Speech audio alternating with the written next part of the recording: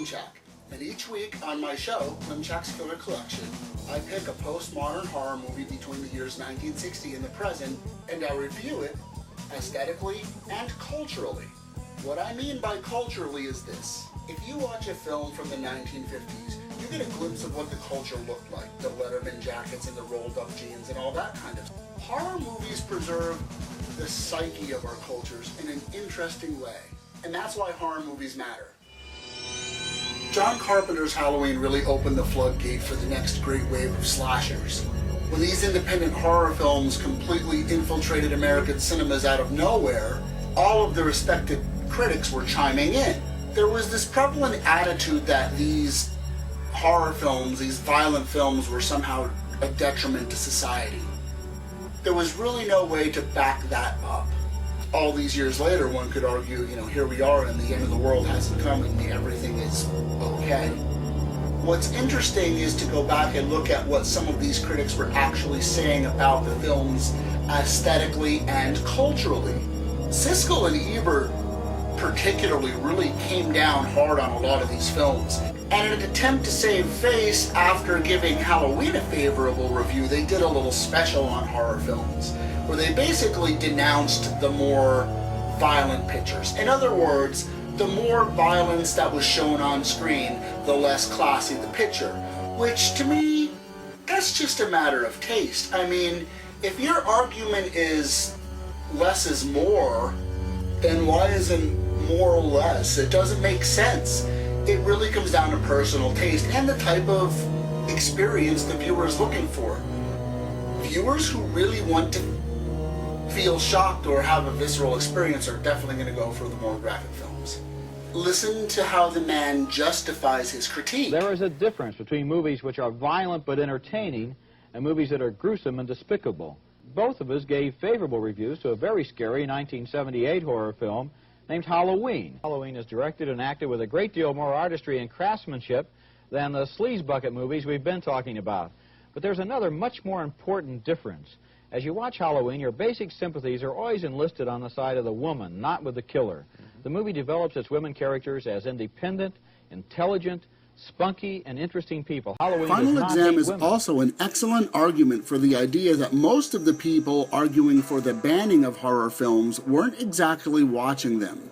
The universal argument that women are depicted as victims and exploited for being weaker is ludicrous. In almost all of these films, the majority of violence depicted on screen is done to a man by a man. Look, here comes another one. Look how stupid and weak they are. You guys have really done it this time. And here's another one, and he's gonna get it too. Just classic conservative fear-mongering. What is interesting all these years later is to look back and see what those films were saying about us at the time.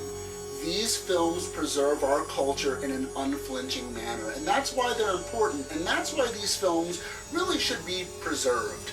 Now, films like John Carpenter's Halloween have been preserved in the Library of Congress. Someone needs to lobby for their preservation. Genre films are capable of saying so much more culturally because really they have no restraint. Because these films aren't marketed at mainstream audiences, they're not worried about offending anyone. And because they're not worried about offending anyone, nothing about our culture is watered down. For an example of what I mean about how these films preserve our culture or tell a tale about our culture that the textbooks don't necessarily tell or tell with some flinching and apologies, let's take a look at some scenes from John Carpenter's Halloween.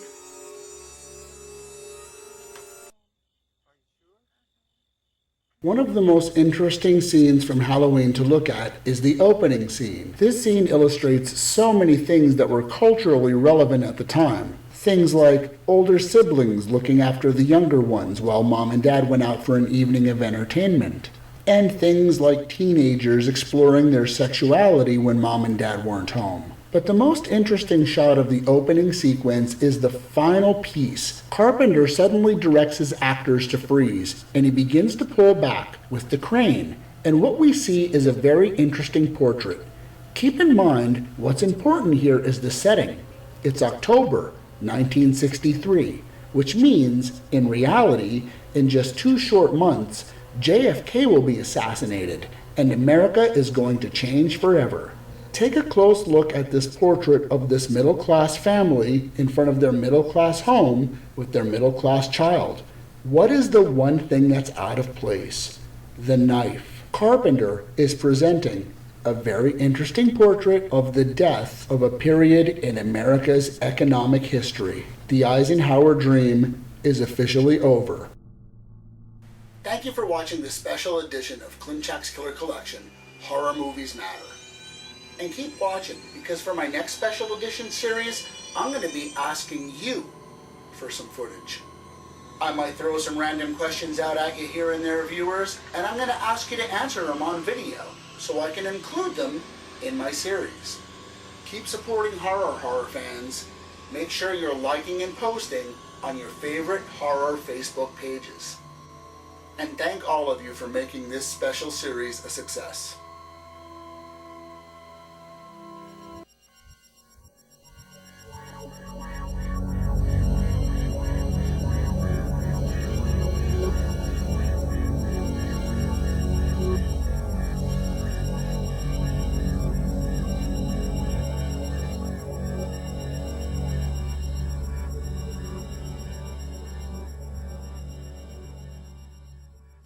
Mr. Waba. Do do do do.